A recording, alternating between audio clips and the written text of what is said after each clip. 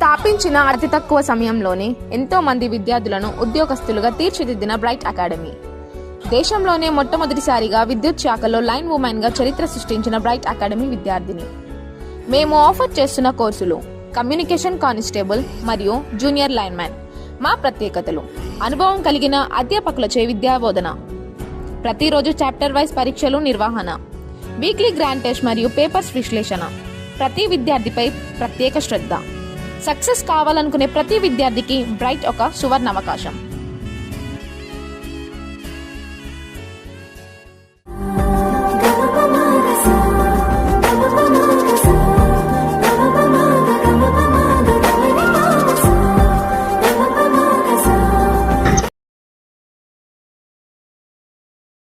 స్థాపించిన అతి తక్కువ సమయంలోనే ఎంతో మంది విద్యార్థులను ఉద్యోగస్తులుగా తీర్చిదిద్దిన bright academy.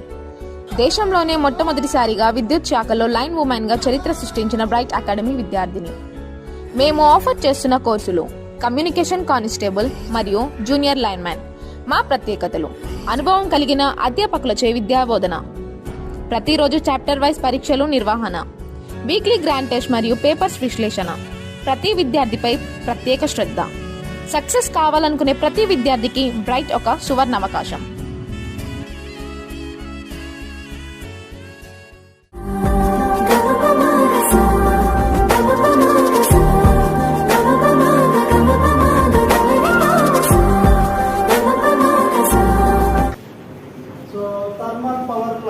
Thermal power plant. So బొగ్గును మండించడం ద్వారా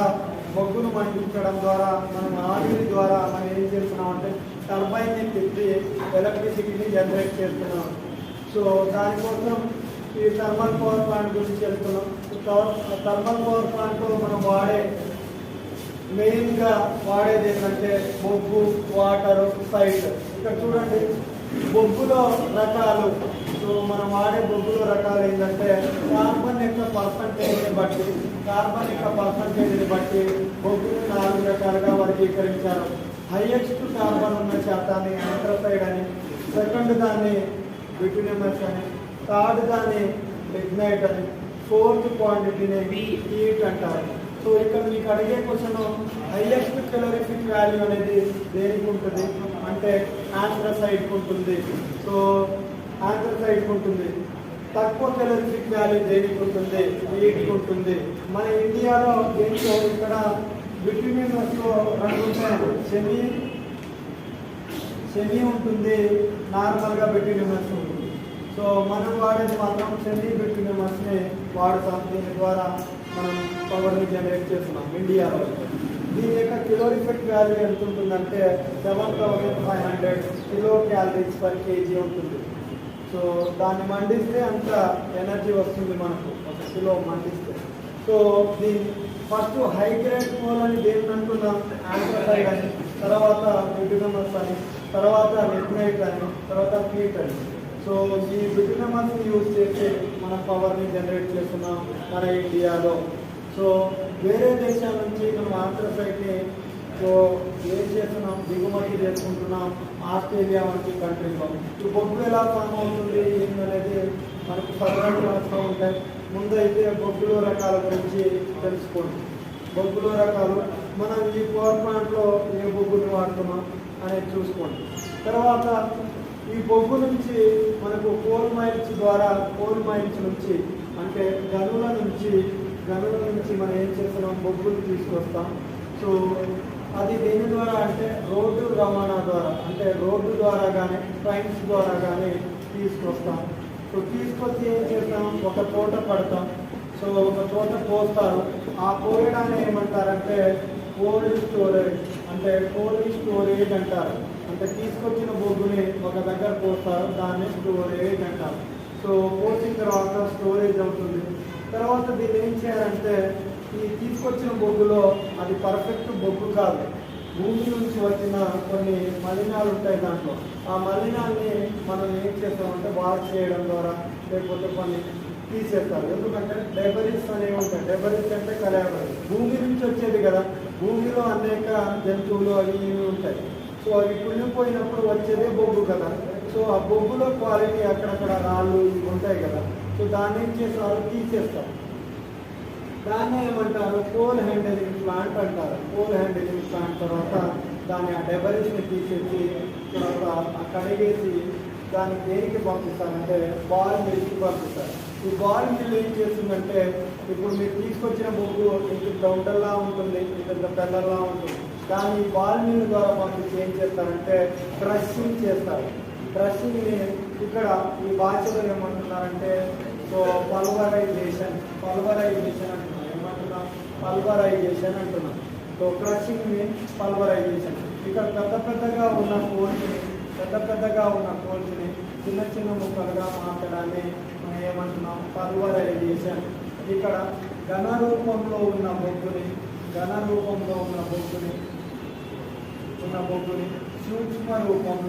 సూక్ష్మ రూపంలో మార్చడాన్ని మనం ఏమంటున్నాం?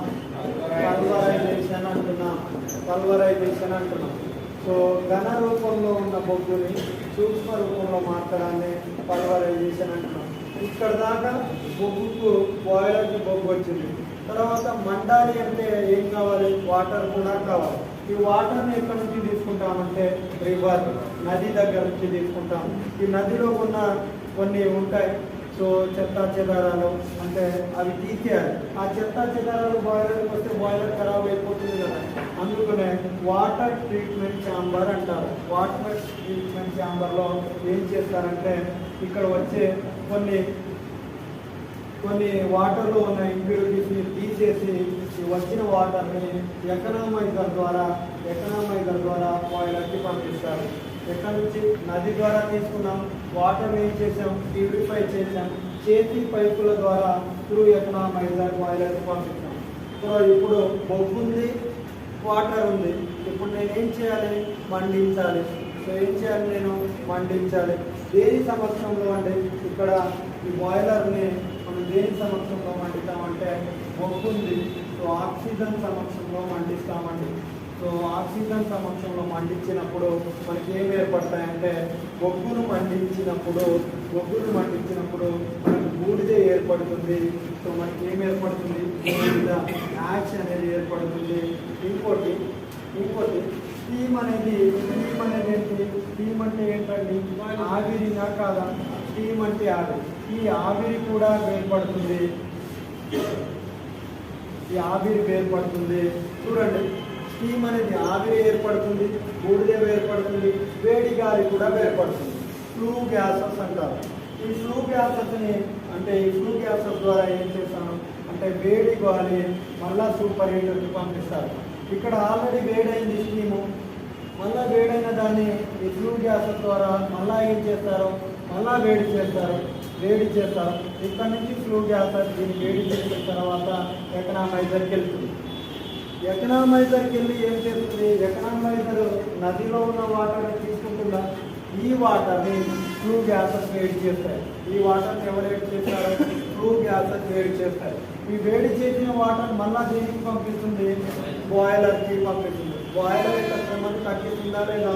ఫ్లూ గ్యాసెస్ తగ్గిస్తున్నాయా లేదా? బాయిలర్ హీట్ చేయాలి యాక్చువల్గా, కానీ ఈ ఫ్లూ గ్యాసెస్ ద్వారా మళ్ళీ ఏం చేస్తాయి? ఎకనామైజర్ హీట్ చేస్తుంది.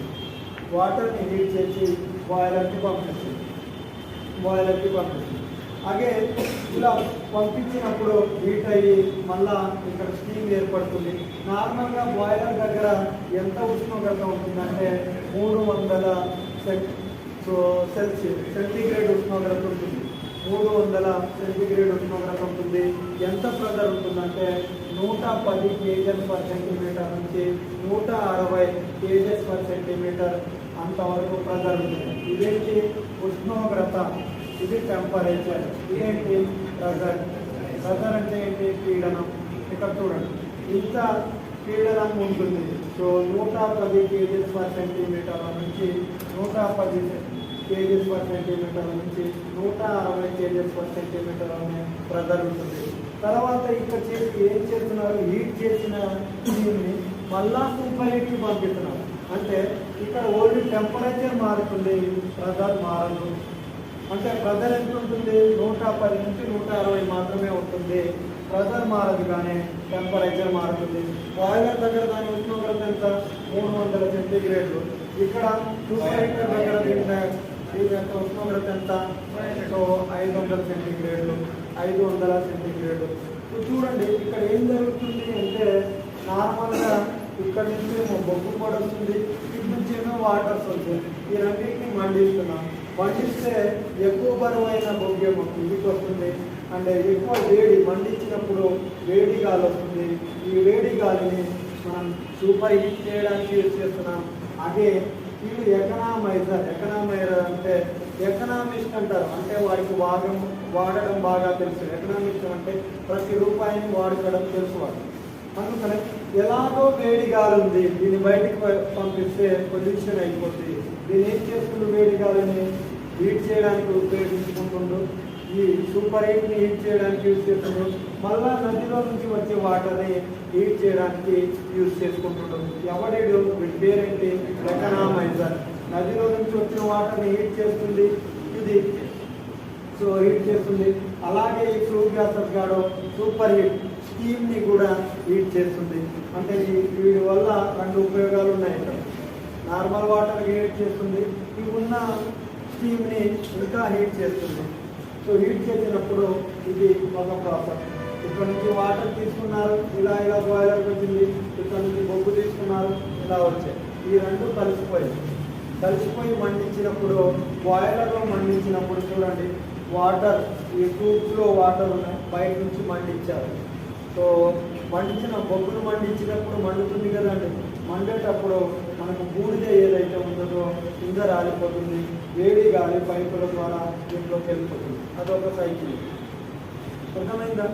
సో ఈ బూడిదని హ్యాండిల్ చేస్తారు. యాష్ హ్యాండిలింగ్ ప్లాంట్ అని ఉంటుంది. యాష్ హ్యాండిలింగ్ అంటే వచ్చిన బూడిదని దిబ్బలుగా ఉంటాయి. దీన్ని ఏం చేసేవాళ్ళు ఓల్డెన్ డేస్లో?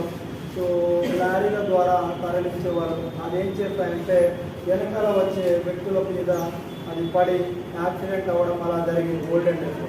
ఇప్పుడు ఏం చేస్తున్నారంటే వాటర్లో మిక్స్ చేసి కాలువల ద్వారా పైపుల ద్వారా ఒక చెరువు లాంటివి తోమేసి దాంట్లో పోనిస్తున్నారు. ఓల్డెన్ డేస్లో ఎలా పంపించేవాళ్ళంటే లారీల ద్వారా పంపించేవాళ్ళు. ఆ గాలికి ఎగిరి మనుషుల కళ్ళలో పడడం ద్వారా యాక్సిడెంట్ జరిగింది. దాన్ని అవాయిడ్ చేయడం కోసం మన రామగుండం ఎన్టీపీసీలో ఏం చేస్తున్నారంటే ఇక్కడ వచ్చే బూడిదని వాటర్తో కలిపి పైపుల ద్వారా ఏదైనా గుంటల్లోకి పంపిస్తున్నారు. గుంటల్లోకి దేన్ని పంపిస్తున్నారు? బరువైన యాష్ని. ఇక బరువైన యాష్ పోతే తేలికపాటి యాష్ ఉంటుంది కదా. ఈ తేలికపాటి యాష్ దేనితో పాటు ఉంటాయి? ఫ్లూ గ్యాసెస్తో పాటు. చిన్న కణాలు ఉంటాయి కదా, దేనితో పాటు ఉంటాయి? ఫ్లూ గ్యాసెస్తో. ఇక్కడ సూపర్ హీట్ని చేస్తాయి, ఎకనామైజర్ని చేస్తాయి. మళ్ళా ఎయిర్ ఫ్రీ హీటర్. ఇక్కడ నుంచి మనం గాలి తీసుకుంటాం, వాతావరణంలో గాలిని. ఈ వాతావరణ గాలిని దేనికి కనెక్ట్ చేస్తాం? ఎయిర్ ఫ్రీ హీటర్కి చేస్తాం. వాతావరణంలో వచ్చే గాలిని ఎయిర్ ఫ్రీ హీటర్కి చేయడం ద్వారా ఏమవుతుందంటే ఆ గాలిని వేడి చేస్తుంది. ఆ వేడి చేసిన గాలి మళ్ళీ దేంట్లోకి వెళ్ళాలి? బాయిలర్లో. వేడి గాలి ఉంటే ఇంకా మండిద్ది కదా, స్ట్రీమ్ ఎక్కువ వచ్చింది కదా. అందుకనే ఇక్కడికి వచ్చిన ఫ్లూ గ్యాసెస్ అనేది నార్మల్గా ఉన్న గ్యాస్ని కూడా, నార్మల్గా ఉన్న గాలిని కూడా వేడి చేస్తుంది. వేడి చేసి ఇలా వేడి చేయడం ద్వారా మన ప్లాంట్ యొక్క ఎఫిషియన్సీ ఎంత పెరుగుతుందంటే 8% పెరుగుతుంది. ఈ ఎకనామైజర్ ద్వారా ఎంత పెరుగుతుందంటే 12% పెరుగుతుంది. తర్వాత చూడండి ఇండివిజువల్ డ్రాఫ్ట్ ఫ్యాన్. ఈ ఫ్యాన్స్ ద్వారా బయటికి దుమ్ము ధూళిని బయటికి పంపించాలి మనం యాక్చువల్గా. సో ఇండివిజువల్ డ్రాఫ్ట్ ఫ్యాన్, వీటిని మనం ఈ ఎలక్ట్రోస్టాటిక్ ప్రెసిపిటేటర్స్ అని ఉంటాయి. వీటిని ఏం చేస్తారు యాక్చువల్గా అంటే ఇది కెపాసిటర్ అండి. బరువున కెపాసిటర్కి పాజిటివ్ నెగిటివ్ ఎలక్ట్రోడ్స్ ఉంటాయి. అలాగే మీరు చూసినప్పుడు 2 ఎలక్ట్రోడ్స్ పెడతారు.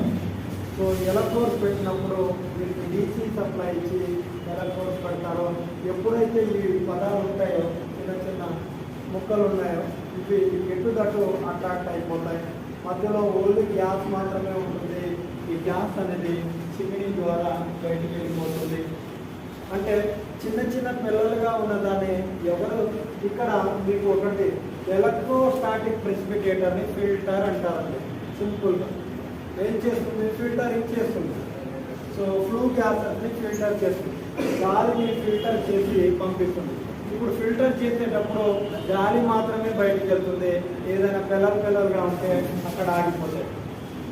మీరు నార్మల్గా ఎలా చెప్తారు దీన్ని ఎలక్ట్రోస్టాటిక్ ప్రెసిపిటేటర్ అని ఫిల్టరింగ్ పర్పస్ అని చెప్తారు, ఫ్లూ గ్యాసెస్ని ఫిల్టర్ చేస్తారు. ఇప్పుడు మనం నార్మల్గా చెప్పాలంటే కెపాసిటర్ని పెడుతున్నారు. కెపాసిటర్ లాంటిది పెట్టడం ద్వారా ఆ చిన్న చిన్న పదాలు అక్కడ ఉండిపోతాయి. ఎలక్ట్రోస్టాటిక్ ప్రెసిపిటేటర్ నథింగ్ బట్ కెపాసిటర్ లాంటివి ఏం చేస్తాయంటే బరువుగా ఉన్న దాన్ని ఆకర్షించుకుంటాయి. చార్జెసే కదా ఆకర్షించుకుంటాయి. ఇక్కడ వచ్చిన బూడిదని సిమెంట్ ఫ్యాక్టరీలో యూజ్ చేస్తారు, ఇక్కడికి వచ్చిన బూడిదని సిమెంట్లో యూజ్ చేస్తారు. అందుకనే మీకు వచ్చిన దాన్ని సిమెంట్ బస్తాలో చూడండి కొంచెం బొగ్గు అవక్షేపం ఉంటుంది. అర్థమైందా? బొగ్గుతో కలిసిన అవక్షేపం అనేది ఉంటుంది. ఈ ఎలక్ట్రోస్టాటిక్ ప్రెసిపిటేటర్ యొక్క ఎఫిషియన్సీ ఎంత అంటే 100 to 100% ఏదైనా కణాలు ఉంటే అది తీసేసుకుంటుంది. అంటే 98% నుంచి 99% యొక్క పనిని చేసింది. సో ఇక్కడ చూడండి, ఎకరామైజర్ ద్వారా మీ ప్లాంట్ యొక్క ఎఫిషియన్సీ ఎంత పెరుగుతుంది? 12% పెరుగుతుంది. ఎయిర్ క్రియేటర్ ద్వారా 8% పెరుగుతుంది. ఎలక్ట్రోస్టాటిక్ ప్రెసిపిటేటర్ ద్వారా 99.9% పెరుగుతుంది. అంటే ఎవరు పర్ఫెక్ట్గా పనిచేస్తుందంటే వాడు ఫిల్టర్ చేస్తుంది బయటికి పంపే. వాడు ఫిల్టర్ చేయకపోతే చూడండి, ఇవి వాతావరణంలో కలిసి చాలా అట్మాస్ఫియరిక్ పొల్యూషన్ అవుతుంది. ఈ వాతావరణంలో కలిసి మొత్తం గాలిలో బయటికి వెళ్ళడం ద్వారా కొన్ని అనర్థాలు జరుగుతాయి. సో అక్కడే దాన్ని ఏం చేస్తుంది, వాళ్ళు అక్కడే ఆపుతుంది, ఫిల్టర్ చేసేస్తుంది. ఈ చిన్న చిన్న దాన్ని ఫిల్టర్ చేసి అక్కడ ఆపడం ద్వారా ఏం జరుగుతుందంటే మనకు వాతావరణంలో ఓన్లీ ఫ్లూ గ్యాసెస్ మాత్రమే బయటకు వెళ్తాయి. బయటకు వెళ్తాయి. కోడి పిల్లలు ఏమైనా ఉంటే అక్కడే పడిపోతాయి, అక్కడే ఆగుతాయి. వాటిని ఎక్కడ యూజ్ చేస్తారంటే సిమెంట్ ఫ్యాక్టరీస్లో యూజ్ చేస్తారు. సో ఇక్కడ దాకా మళ్ళీ చూడండి, మీరు బాయిలర్ ద్వారా స్టీమ్ని జనరేట్ చేశారు, స్టీమ్ని మళ్ళా హీట్ చేశారు. హీట్ చేసిన స్టీమ్ని ఎంతవరకు హీట్ చేశారండి? 500 degrees సెంటీగ్రేడ్ వరకు హీట్ చేశారు. దీన్ని ఒక వాల్వ్ హీట్ చేసిన దాన్ని ఒక వాల్వ్ పెట్టారు, కంట్రోల్ వాల్వ్. సో దీన్ని బాగా హీట్ చేసి దాన్ని మూసేశారు అన్నమాట. తర్వాత ఏం చేశారు, ఈ వాల్వ్ని తిప్పినప్పుడు ఏం చేస్తుంది, ఈ స్పీడ్ అనేది త్వరగా వచ్చి టర్బైన్ని కొట్టింది అనమాట. టర్బైన్కి బ్లేడ్స్ ఉంటాయా లేదా? సో టర్బైన్స్కి బ్లేడ్స్ ఉంటాయండి, ఇలా బ్లేడ్స్ ఉంటాయి.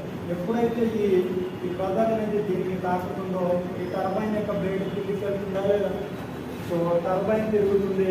టర్బైన్ దేనికి అప్లై చేశారు? ఆల్టర్నేటర్కి అప్లై చేశారు. ఈ ఆల్టర్నేటర్ని ఎగ్జైటర్ డీసీ సప్లై ఇచ్చి రోటార్ని ఎగ్జైట్ చేశారు. స్టేటర్కి ఏమో కప్లింగ్ చేశారు టర్బైన్.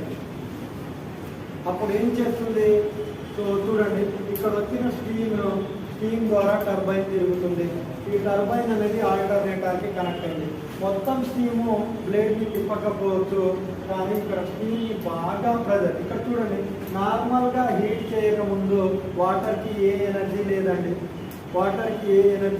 హీట్ చేసిన తర్వాత వాటర్కి సమ్ ఎనర్జీ వచ్చింది, స్టీమ్కి కొంచెం ఎనర్జీ వచ్చింది. అది ఏం చేస్తుంది? టర్బైన్ యొక్క బ్లేడ్ని తిప్పుతుంది. టర్బైన్ యొక్క బ్లేడ్ని తిరిగినప్పుడు ఈ టర్బైన్ తిరుగుతుంది. ఈ టర్బైన్కి ఎవరిని కనెక్ట్ చేసాం? ఆల్టర్నేటర్ని కనెక్ట్ చేసాం. ఆల్టర్నేటర్ తిరుగుతుంది. ఇక్కడ మీరు ఈ స్టీమ్ వచ్చి టర్బైన్ని తగిలినప్పుడు ఇక్కడ చూడండి, స్టీమ్ ఎగ్జాస్ట్ స్టీమ్ అంటారు.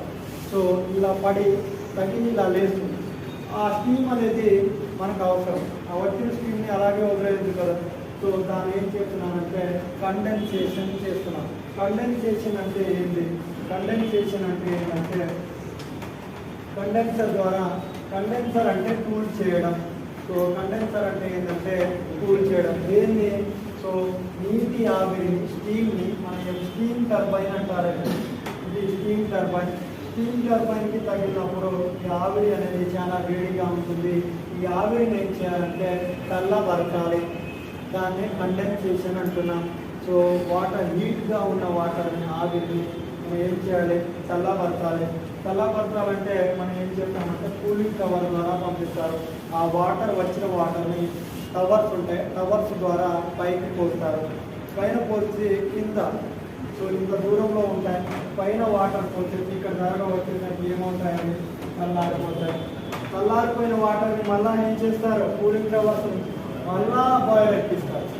మళ్ళా దేనికి ఇస్తారు? చల్లారిపోయిన వాటర్ని మళ్ళా ఆ వాటర్ అనేది బాయిలర్కి ఇస్తారు. మళ్ళీ ఎకనామికల్ ద్వారా బాయిలర్ అలా వాటర్ని ఒక 2-3 సార్లు వాడతారండి. తర్వాత ఆ వాటర్లో చిన్న చిన్న మడ్డి పేరుకుపోయి ఉంటుంది. తర్వాత ఆ వాటర్ మళ్ళీ రివర్లోనే వదిలిపెడతారు. 2-3 సార్లు చేసిన తర్వాత వాటర్ని మళ్ళీ దీంట్లో మళ్ళీ రివర్లోనే వదిలిపెడతారు.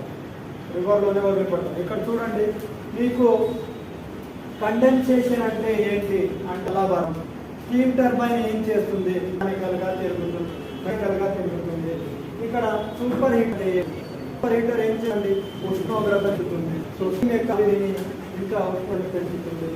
తర్వాత బాయిలర్ ఏం హీట్ చేస్తుంది. బాయిలర్ దగ్గర ఉష్ణోగ్రత ఎంత? 300. తర్వాత ఎకనామైజర్ ఏం చేస్తుందండి? సో ట్రూ గ్యాస్ ద్వారా వచ్చిన బాయిలర్, సో బాయిలర్లో వాటర్ని కూడా అది హీట్ చేస్తుంది. ఇక్కడ బాయిలర్ రకాలేంటి? Water tube boiler and fire tube boiler. So ట్యూబ్ని మండించడం ద్వారా, వాటర్ని పంపించడం ద్వారా, వాటర్ ట్యూబ్లో వచ్చి మండించడం ద్వారా 2 రకాలు ఉంటాయి. సో ఇక్కడ అడిగే మీ question, what is the efficiency of a precipitator ఒకటి, తర్వాత కూలింగ్ టవర్స్ యొక్క ప్రాముఖ్యత ఏంటి, సో సూపర్ హీటర్ ఎందుకు యూజ్ చేస్తారు, ఫ్లూ గ్యాసెస్ యొక్క అడ్వాంటేజ్ ఏంటి. సో ఇక్కడ మ్యాక్సిమం అడిగేది పల్వరైజేషన్ అంటే ఏంటి అని అడుగుతారు. పల్వరైజేషన్ అంటే ఏంటి? ఘన రూపంలో ఉన్న బొగ్గుని సూక్ష్మ రూపంలో మార్చడం. ఈ ప్లాంట్కి ఎంత ఎఫిషియన్సీ ఉంటుందంటే చూడండి, ప్లాంట్కి సో 29% ఎఫిషియన్సీ ఉంటుంది. 29% ఎఫిషియన్సీ ఉంటుంది. సో ఇక్కడ చూడండి, మీరు ఎలా మారుతున్నారు అనే దాన్ని ఒక ఎగ్జాంపుల్ చూస్తే, సో ఫస్ట్ ఏముందండి? కోర్ ఉంది. ఈ కోర్ ద్వారా బాయిలర్లోకి వచ్చింది. బాయిలర్ నుంచి స్టీమ్ వచ్చింది. స్టీమ్ ఏం చేస్తుంది? టర్బైన్ని తిప్పుతుంది. ఏం చేస్తుందండి? టర్బైన్ని తిప్పుతుంది. టర్బైన్ ఏమో జనరేటర్ని తిప్పుతుంది. జనరేటర్ తిరిగినప్పుడు ఎలక్ట్రిసిటీ వస్తుంది.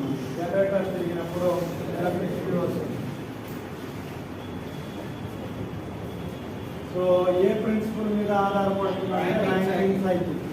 సో థర్మల్ పవర్ ప్లాంట్ అనేది ఏ ప్రిన్సిపల్ మీద ఆధారపడుతుందంటే బొగ్గు నుంచి ఇక్కడ చూడండి, ఇదేంటి? బొగ్గును తీసుకొచ్చారు, బాయిలర్కి ఇచ్చారు. బాయిలర్ ఏం చేస్తుంది? హీట్ చేస్తుంది. హీట్ చేసిన స్టీల్ని సూపర్ హీటర్కి పంపించారు. సూపర్ హీటర్ నుంచి ఏం చేస్తున్నారంటే, సో ఇక్కడ బాయిలర్లో మీరు ఏం చేస్తున్నారు? ఆక్సిజన్ ఉంటుంది, వాటర్ ఉంటుంది, కూల్ ఉంటుంది. మూడింటిని ఏం చేస్తున్నారు? మండిస్తే ఏమవుతుంది? స్టీమ్ వస్తుంది. స్టీమ్ ఏం చేస్తుంది? మెకానికల్ ఎనర్జీ ఇస్తుంది. మెకానికల్ ఎనర్జీ ఇస్తుంది. సో జనరేటర్ ఏం చేస్తుంది? ఎలక్ట్రికల్ ఎనర్జీ ఇస్తున్నారు.